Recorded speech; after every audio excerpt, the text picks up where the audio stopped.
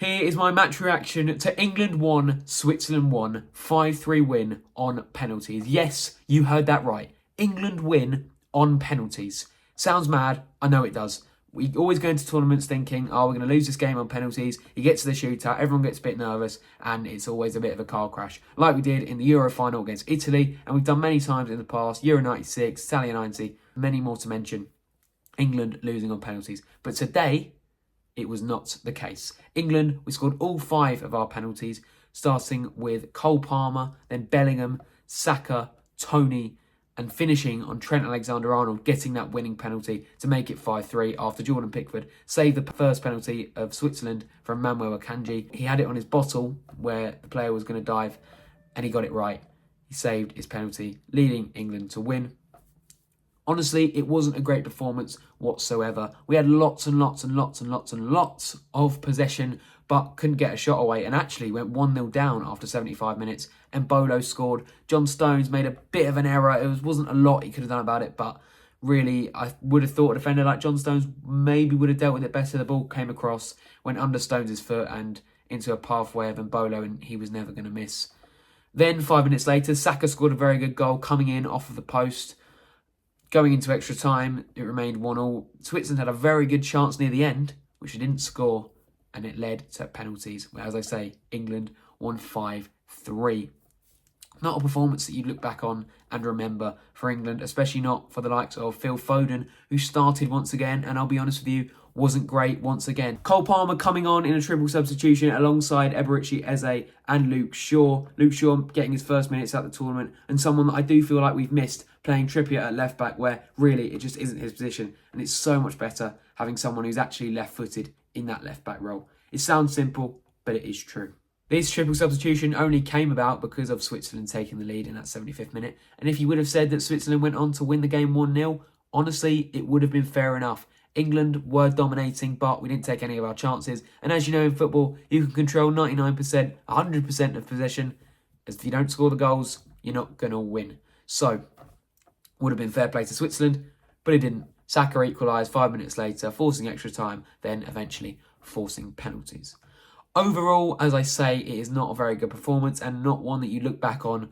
And if we next have to play either the Dutch or Turkey, we are once again going to have to step up our game and try and get through. As today, we did show that, in that Slovakia game, we can get behind the ball, we can get the ball forward, but it's all about putting the ball in the back of the net. And that is something we struggled with today. And luckily, Saka came out with a bit of magic. Otherwise, we would be heading home, seriously. Because Switzerland took their chance. Before we scored, didn't. Going into that semi-final then, whether it is the Netherlands or Turkey, that game is currently on now. For me, it's 0-0. You have to wonder that if Southgate is going to play a different team. So here are my changes for next time. Mark Gahey, he was suspended, and I would play him over Konsa. I didn't think Konsa did too bad, but I would like to have Mark Gahey. No disrespect to Ezri Konsa, he didn't do anything wrong, but I would play Mark Gahey, as he probably has been our standout defender of the tournament. Left back, if it's possible, play Luke Shaw. Again, no disrespect to Kieran Trippier. He did all right, but he's just not a left back, so it's a bit difficult to say you're going to play every time, when really we do have a very good left back if he is available. Moving into midfield, I'd keep Declan Rice and Kobbie Mainoo 100%. Conor Gallagher's really the only other option, or potentially Trent, but I don't think that experiment worked too well.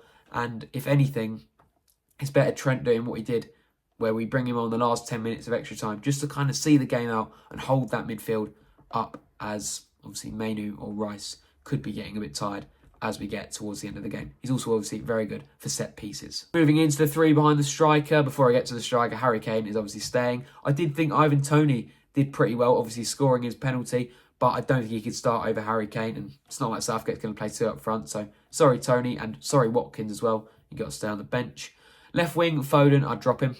I've got nothing against him personally. He's obviously had a brilliant season at Man City, but just can't get it this year, as he hasn't done it yet. He scored against Slovakia, but it was offside. And really, I think there is a lot more talent on the bench during this Euros that have been shown off, like Cole Palmer, that I think it would be stupid if you just left him there and left Phil Foden on that pitch. Moving over to the right side, I'd keep Bukayo Saka there. And at the number 10, of course, you've got to play Jude Bellingham. There was a little scare when the board went up and it said Jude Bellingham was coming off when it was actually a mistake. And it was meant to say number 14 for Ezri Konsa. I thought, what is Southgate doing? We are 1-0 down and you're taking Jude Bellingham off. England making history again, and hopefully this time we can go that one step further and win the final, to win the Euros for the first ever time. It's going to be tough. We'll probably face Spain at this rate, who yesterday knocked out the host. That is a massive, well, not really a shock in sort of quality levels, but the hosts going out of the tournament at the quarterfinals, a team like Germany, well, let's just say at the start of the tournament, you probably wouldn't have said it. So that is my match reaction. Let me know what you think about the game down in the comments below. Did you enjoy watching it? I don't really think anyone who is sane enjoyed watching that match as an England fan up until we scored and won on penalties. But overall, we won, and that is all that's important. And let me know what you think about the match down in the comments below, and please make sure to like and subscribe. Also, if you can, hit that notification bell so you will never miss an upload to do with West Ham United or England. Thank you very much, and it's coming home.